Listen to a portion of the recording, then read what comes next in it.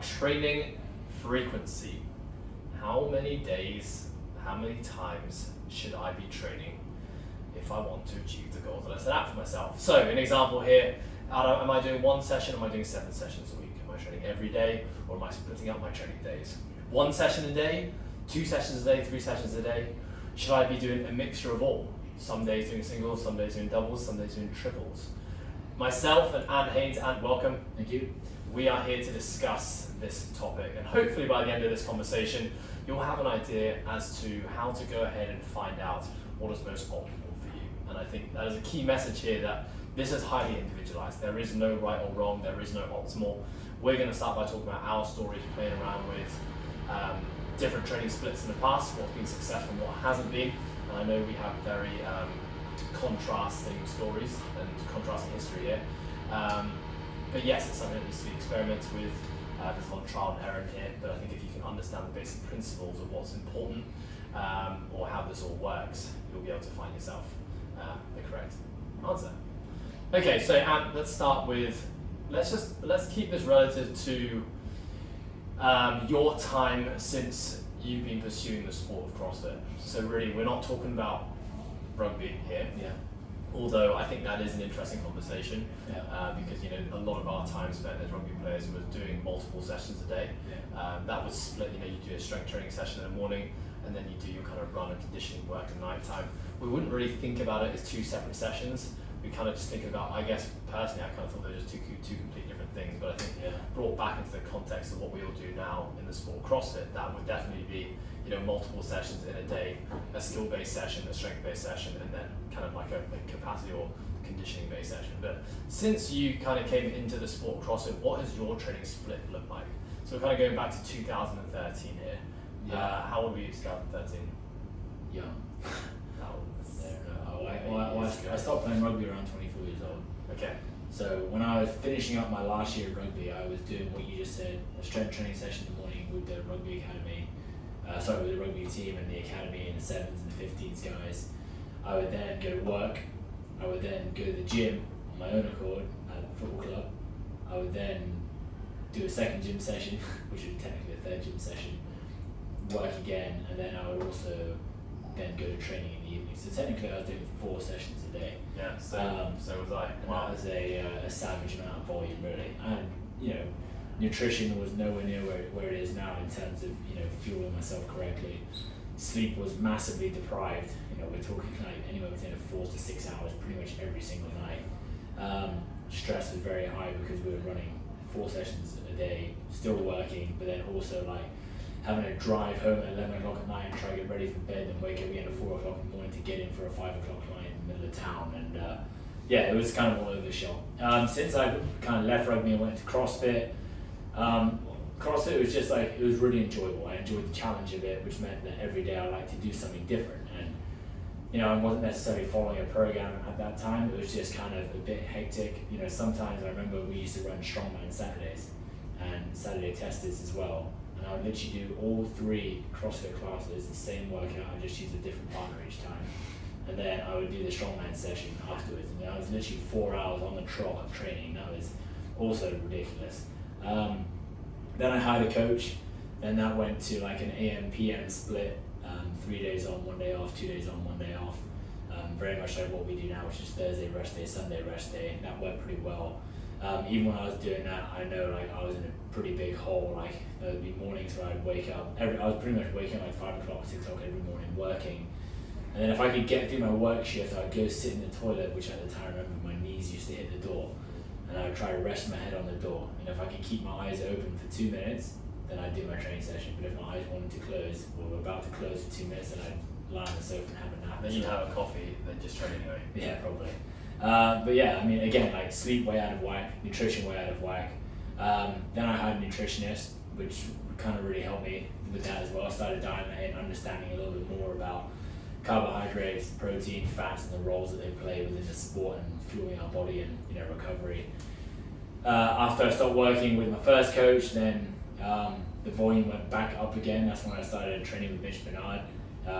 That was just like 2 guys fueling each other with testosterone, just Not actually fueling testosterone, by the way, folks. Just getting amped up and like I know I probably, again, like his what we were doing would be perfect for him, right? He would do a little bit of studying in the morning, train really hard, go back home, do a little bit of studying, eat food, and then come back, train really hard. While I was waking up in the morning, working 2 to 3 hours, training really hard, skipping a meal at lunchtime, still working, and then having to train really hard again. So like we were doing the same thing, but I could feel myself like slowly like withering and dying away, where he just seemed to be getting stronger and stronger. And I remember that season. That was probably one of your worst CrossFit Open seasons. No, that was a good season. And then you and I started working together. That was my worst season. Yeah, and I was too late. I couldn't rescue you after the volume that you put yourself through. So. No, that was when I was training with Mitch. That was a good season. That's when I came 6th at DFC. Yeah, that's when I did well at regionals. But I think I was just accustomed to it. Like I'd never really been doing that much, and for sure, like he introduced me to a lot of like very linear progressions, like things that I hadn't really been doing. Some days I would overhead squat 1 rep max, the next day I do 10s, and the next day I do 6.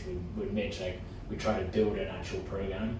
It wasn't just dumb training. Some of the conditioning was dumb, but you kind of have to have the smart side and dumb side if you want to be decent at the sport. But yeah, we actually progressed quite well then. But then once he left, that's when we started working together, and there was more structure. You're probably right. I think I probably burnt myself to a crisp at that point. Qualified for DFC again, and just felt burnt out, and my body was just ruined at that point.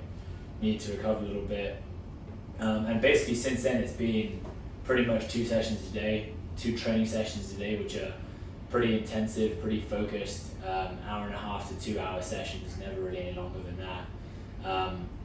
With a break in the middle, fueled well, sleeping is a priority now. I always do a stretch session of some sort, whether I do that in the gym or just, if I'm in the office and I don't want to go onto the gym floor, I just sit on the floor in the office and just do some like relaxed stretching, which is going to help me, bring myself back into a parasympathetic state for the rest of the day, hopefully. And yeah, just working around my body clock a lot better. When the sun rises, I'm up. When the sun sets, I'm starting to dim it down and go to bed. Whereas before, I'd be staring at a TV, staring at the telephone, playing PlayStation, hanging out with my mates, and it just wasn't really kind of coinciding with what I wanted to do. So all that sort of stuff started now. So I guess my current schedule, like I said, is an AM/PM split. Those change between aerobic and strength focus or CrossFit focus, and that's again 3 on. 1 off, that 1 off being like an active recovery session. Sometimes we're talking like a swim for an hour or sitting on a bike for an hour, nothing intensive. And then I do the 3 days of the weekend, and then I have a day off. So 2 on, 1 off, 3 on, 1 off. Yeah, so I think that's an important thing to add there. I think in this last year, something you kind of added into your training has been this active recovery days. And I think sometimes you're actually training 7 days a week. I know what you deem to be an active recovery day. And by the way, if you haven't listened to this episode, myself and Tammy talk all about rest days versus active recovery days and how to find, what's optimal for you. But I definitely know that in this last year, a lot of your weeks have actually been training 7 days a week. Yeah.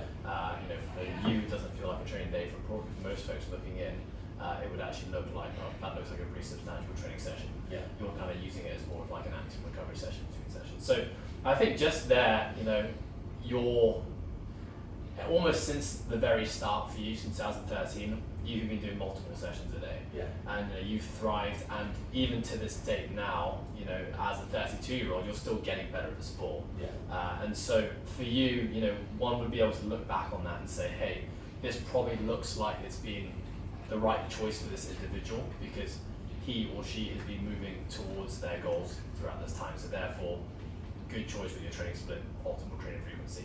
Could it have been done better? Perhaps. Was it too much? Perhaps. You're never really going to know. What we do know is that you are still progressing towards your goal. So that's a win. So I think my story is actually quite the opposite. Very, very much the same as rugby players, training multiple times a day, and I would say kind of thriving within that. Things probably changed for me when I started Coastal and took on kind of a lot of the responsibilities of running a business and essentially just taking a lot more responsibility in life. And what I started to realise was that the more I took on with the job, and it was something that I was really passionate about, the more of a detriment and an impact it was having on my training and my performance. So I kind of came into sport around about the same time as Ant, probably just a bit after you, in 2014 with my very first CrossFit Open. I self-guided my training for probably about 6-7 months, managed to qualify to the very first regionals, and then we went as a team to as a CSTL. And at that point in time, was doing 2 sessions a day, the classic 3 days on, 1 day off, 2 days on, 1 day off, which is funny, by the way. I'm just going to lay this on early in the episode because I'm sure I'll reference it later. That has just become the norm as to what CrossFitters do. Admittedly, it's a way that we structure a lot of our group programs here. A lot of our individual clients are structured in a very similar format, but it's interesting how that was something I think brought out by Ben Bergeron when he first released Comp Train. And that was the optimal CrossFit training, but it's also how CrossFit.com structure their training sessions. And it's funny that the whole CrossFit world has fallen into the trap, I guess, of thinking that that is a way that CrossFit should be delivered. Yeah. By the end of this episode, we'll discuss that that's not necessarily the most optimal way to do it, and it's so highly individualized. So if you are listening to this and you're thinking, that's weird, I just thought that was how they all did it, you're not right. Yeah. That is just a very general, somewhat acceptable template that people kind of can relate and understand. So for me, I came into the sport, was training multiple times a day. I hired a coach after the first regional 2014, and in my conversation with my coach, I had said I would like to train twice a day. 3 days on, 1 day active recovery day, 2 days on, 1 day rest day. And so at the same time, just some context, I think you provided some really good context as to what else was happening in your life at that point in time. For me, we are now running a gym, 1 year into actually having our own premises, a lot of stress, which I talked about in lots of other different podcast episodes, a lot of responsibility, a lot of just trying to find my way as a business owner and as a leader, and with all of that in mind, also trying to develop as an athlete. About 1 year into that training journey, I started to break down and actually stop progressing. So funnily enough, it was when I hired my coach, Carl, who I've just stopped working with, but worked with Carl for 7 years. That first year, I had made some huge strides in certain areas, but I also took some massive backward steps in some areas. The strides I made was kind of working on some movement, mobility, positional things that I hadn't been addressing myself. Where I took backward step was probably my overall health. And so I started to really, my sleep quality started to decrease. Sex drive was flat.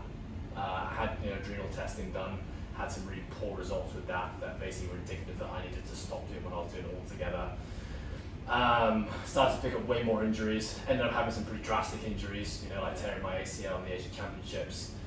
So through all that, in 2015, so 2 years into my 2-a-day training journey, I made the decision to stop doing 2 sessions a day, and instead would reduce my training volume to 1 session a day, 5 days a week, with sometimes doing an active recovery session.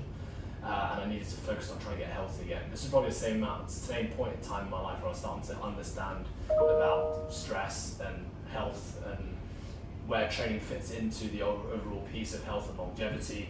Starting to experiment, read different things, and starting to realize, okay, I think I'm actually overdoing this here. Perhaps it might be better for me to do less.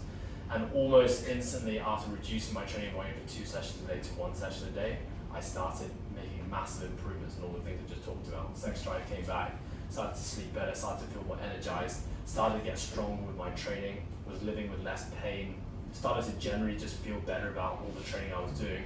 And as a result, I had my best open finish the next 2 years by doing 1 session a day. Yeah. And so, I think, and just ever since then, ever since 2015, I have never gone back to training multiple times a day. I've always just been, training five structured training days a week, 60 to 90 minutes per session, with 1 perhaps active recovery day, and then 1 full rest day, sometimes 2 full rest days. And I think, just kind of hearing our 2 stories there, and you have thrived by adding more volume and more intensity to your training. I have thrived by reducing the amount of intensity, amount of training, amount of volume that I've been doing. So there you go. There is definitely no right or wrong. So I kind of wanted to use that as an example as to kind of where you guys as the listeners kind of fit into this. Where would we start? Obviously, this is a conversation we both have a lot with our clients. Specifically, I think it's really important to note that especially people who are in the sport of CrossFit, it is widely talked about on social media, on news articles, the amount of training volume that CrossFit has put in order to achieve fill in the gap, whatever the goal is. Yeah. But generally speaking, you look at the elite within the sport, people are training the same or more than what you're doing. Yeah. Sometimes triple sessions in a day, 7 days a week.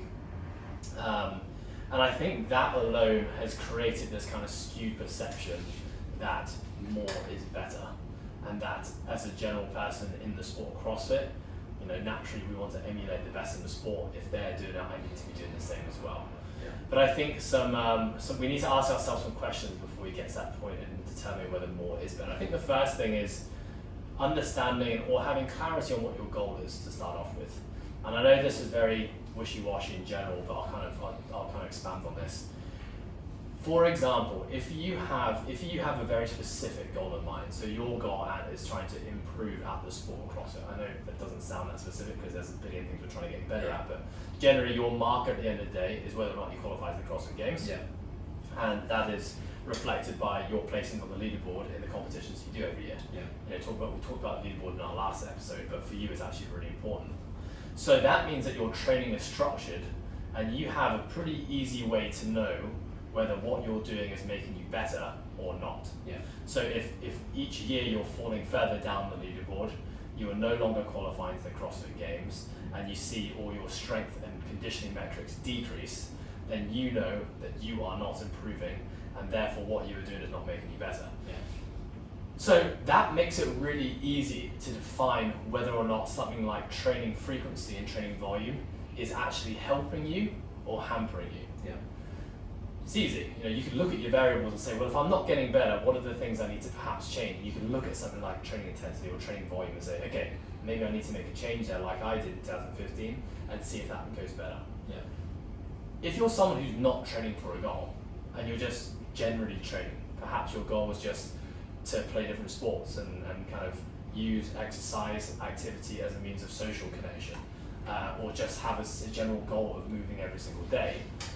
And that means that it's much harder to define whether or not you're being successful in what you're doing.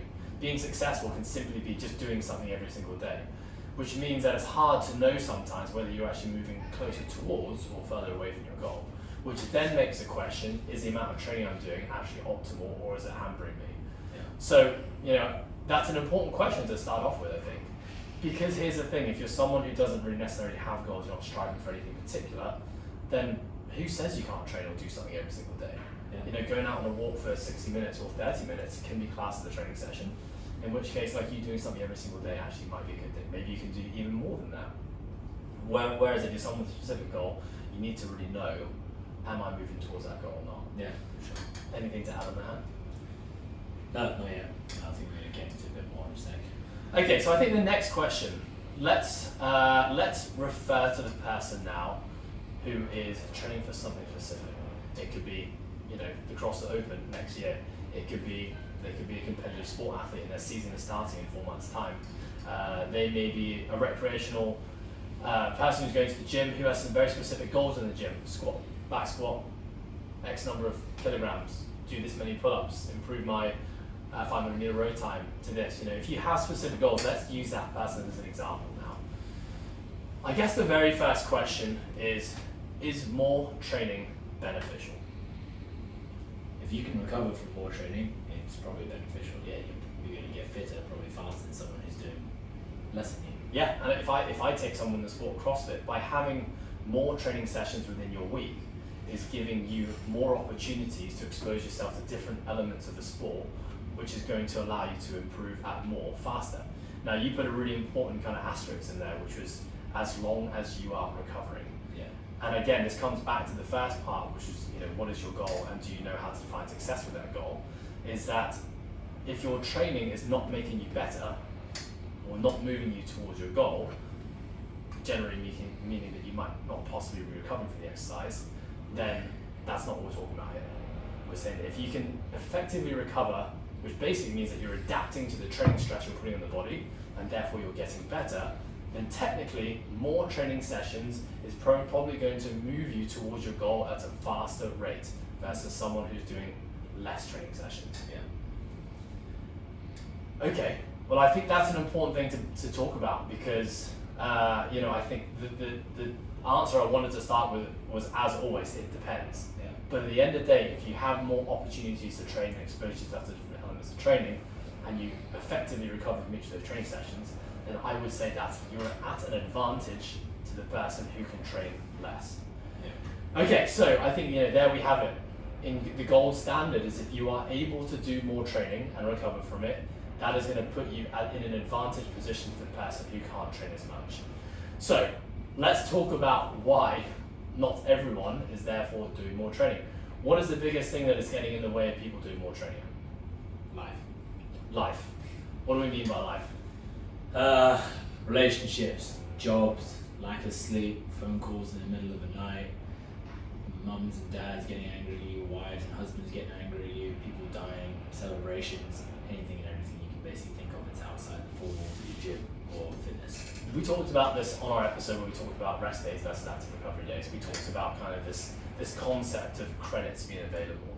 And I think this is exactly where this now fits in. We're going to have that conversation, is that, you know, the easy way to think about it for argument's sake is that we have 100 credits available to us every single day. Now, different things that we're doing on a daily basis are taking away those 100 credits. Yeah. So for example, you know, getting in an argument with your loved one is going to take some valuable credits away from your day. You know, battling a cold because it's flu season is going to take some more credits available from your day. You know, having to commute 2 hours to work on a busy MTR and followed by a 60-minute walk is going to take more credits away from your day. Trying to work hard to meet a deadline for your boss is going to take more credits from your day. So at the end of the day, you're left with, of those 100 credits, you're left with, say, 20 credits. Yeah. Now, remembering what training is a stressor on the body. Hard training, especially progressive and overloaded training, which is what a lot of folks who are striving towards a goal are doing, is taking even more credits. So what I mean by that, if you're just kind of training for fun and you're not necessarily pushing yourself too hard, the intensity is a bit lower, volume a bit lower, that is going to require less credits versus the person who's training for the CrossFit Games. Yeah. And therefore really pushing their body close to its extremes and its limits every single day. So what we're talking about with life is that if you have more credits available to you every single day to allocate towards your training, that means you can probably handle more intensity and more training volume. If your life credits means that you have less credits left at the end of each day to put towards your training volume and intensity, you need to be doing less. Yeah. And I think the most important thing here is it's a sliding scale, right? So you're gonna have periods of your life where life is a little bit harder, which means that training has to be pulled back a little bit.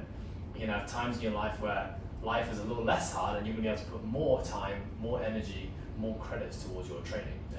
And you know, this is where we talk about self-regulation or auto-regulation in training and why it's such an important principle for people to understand. The general concept being that as an individual, you need to be constantly looking at each snapshot of your life and trying to understand what you have available to give to every aspect of life.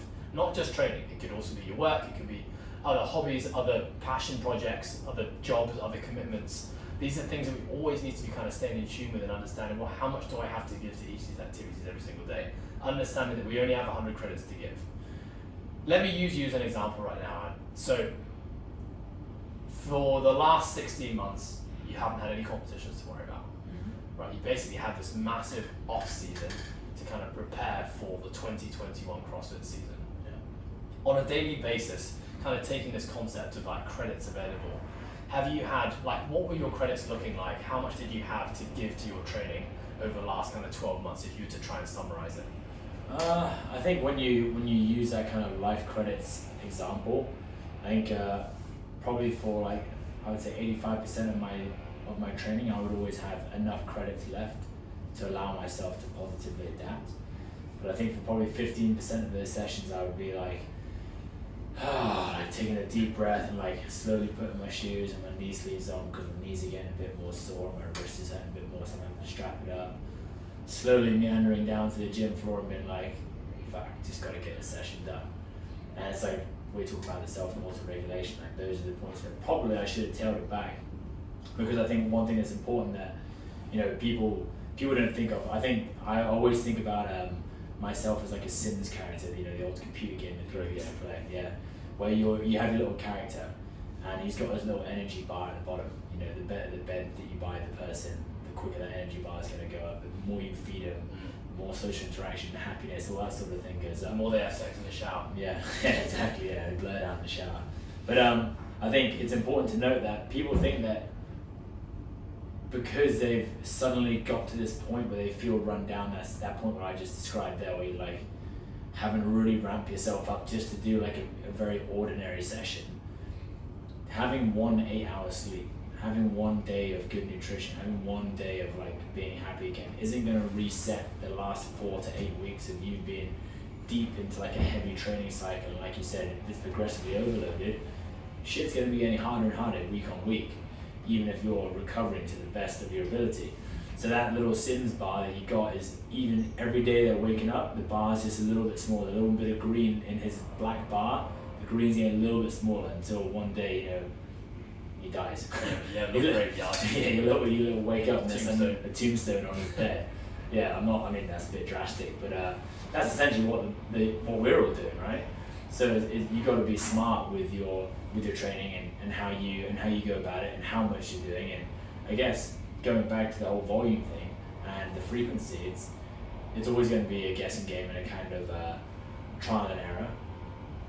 But if people aren't in tune with themselves, which I certainly wasn't when I first started this whole journey, then you will get to the point where your energy bar is on 0 and you are needing multiple coffees and knockers and fit aids and whatever monsters you're taking to get you up and running for your training sessions. And suddenly, you know, you're no longer positively adapting to your training, because like you said, those life credits just no longer exist.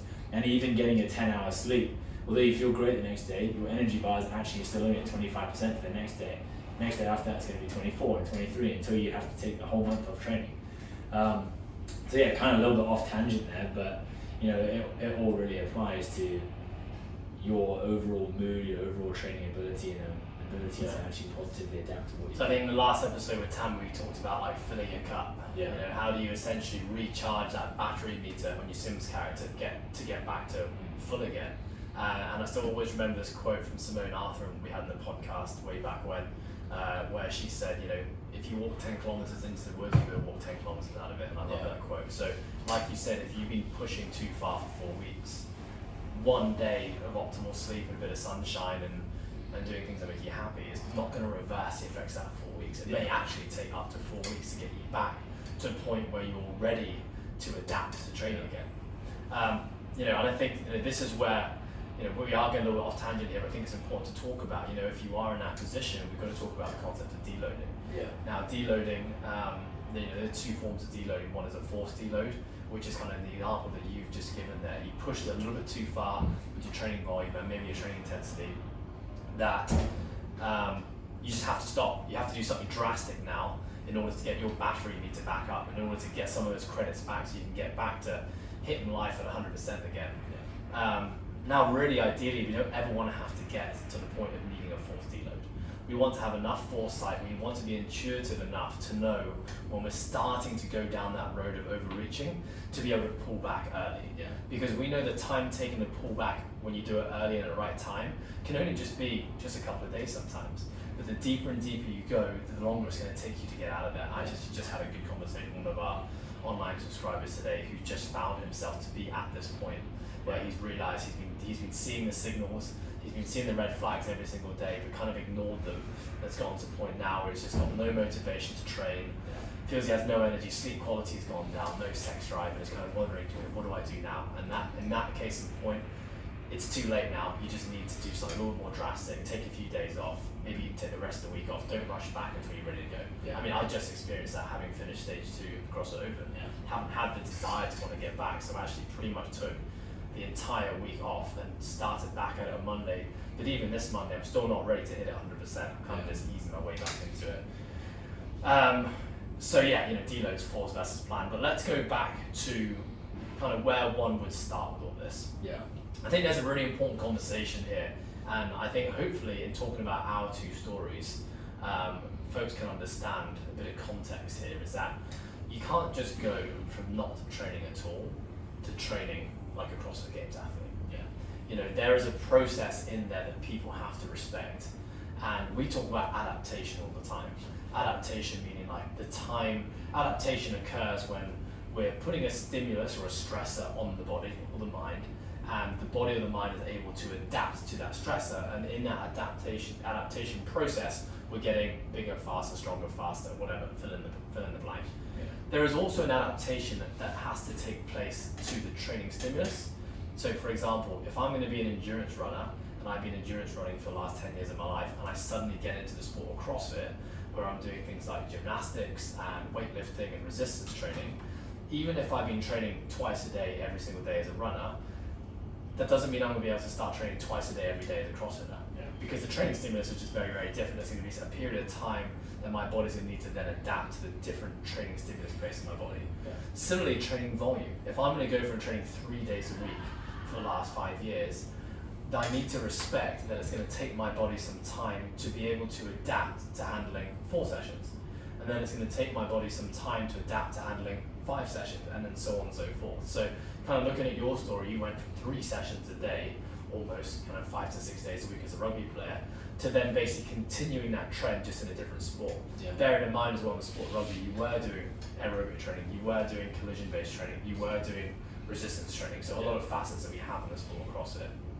So for someone who's kind of listening to this and they're thinking, okay, here's my current training split, how do I know if I want to add more to it, whether that's a good thing? Well, we talked about the concept of MRV, minimum recoverable volume. We talked about that many times on the podcast. Do you want to just quickly kind of lay out what your understanding of MRV is, Ant? Yeah, so MRV is like the minimum dosage that we can give to someone in order to positively adapt the stimulus, whatever it is.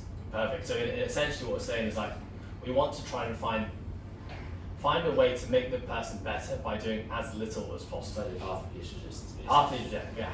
Do as little as possible and let's monitor if that person's getting better. Yeah. Now, the conversation as to whether we should do more should only really come if we're getting to the point where that person is no longer progressing. Yeah. I know that sounds like common sense, but how often do we actually adhere to that rule? We just start piling on volume straight away, more volume, more intensity. More is better, it's just how we're ingrained to think. But you know, if something is already making you better, then why change it? Yeah. So if you're currently thriving and you're moving towards your goal that we set out at the start of this podcast, we're doing 3 sessions a week, then stick with 3 sessions a week. If you find that you get to the crossroads where you're not improving at the rate you want to, but you're still healthy, I think that's a really important thing to say, but you're still healthy, feeling like you have more to give, that's when we increase to 4 sessions. Yeah. And then we just go through the process. We have to respect that and give it time. So you know, you're giving a period of time with 4 sessions a week, and then you're just going to ask yourself that next question: can I handle more? Can I handle less? Or is this optimal? If what I'm doing is already making me better, I don't need to change it.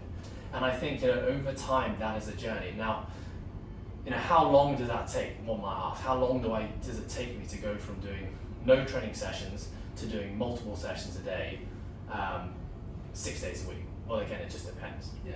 You know, some people that might be a process that has to be stretched out over years to be able to handle that amount of volume and intensity. Some people, they may be able to transition to it very, very quickly. You know, genetics plays a big part of this. Some people are just more resilient folks that can handle more stresses. Yeah. And so, yeah, I think the general concept though is like you want to start with as little as possible, and on top of that, do not do the reductionist approach where you just go all in and end up having to strip back volume, strip back intensity until you find what that optimal intensity is. For sure. Okay, and anything to add here so far? I think just on that as well, I think we're going to talk about later on anyway, it's that seesaw effect that we spoke about. You know, when I think the life credit example of like having your 100% battery bar is a really good example because people actually use it on a daily basis, and you know, put a percentage of the battery that it takes away every time they do something good or bad, or you know, it's a stressful. And by the way, guys, this is the beautiful thing of things like the Whoop.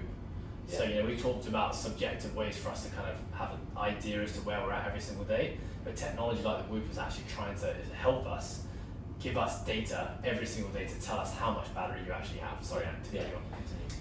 Yeah, so with that, I mean, again, if you've only got 20 credits left and one session takes away 20 credits, how can you possibly go ahead and give yourself another one? You know, something else in the day or something else in your life has then got to give. So if your training is really that much of a priority, then, you know, if you need to spend 20% of those credits with kids, 20% with your husband or wife, and 20% at work, so now you've got 40%. So 20% has already gone to the first training session, but then suddenly, you know, you got in trouble at work, and then suddenly that's 18 gone, and you only have now 2 credits left to give.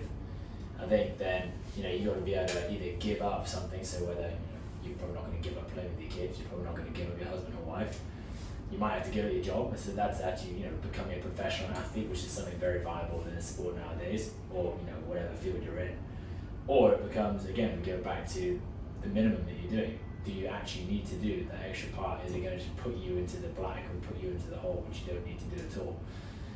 And I think with that as well, is if you've been prescribed, and this is a hole that I fell into, I'm sure a lot of people listening are probably going to feel the same, is when a coach prescribes you something and it says, okay, your PM session today, which you have to do because you're the one that said you wanted to do it, and you're the one that said you're going to do it, and if you don't do it, the coach is probably going to take away your double session, say like, shit, I've got to do it, I've got to psych myself up and do it.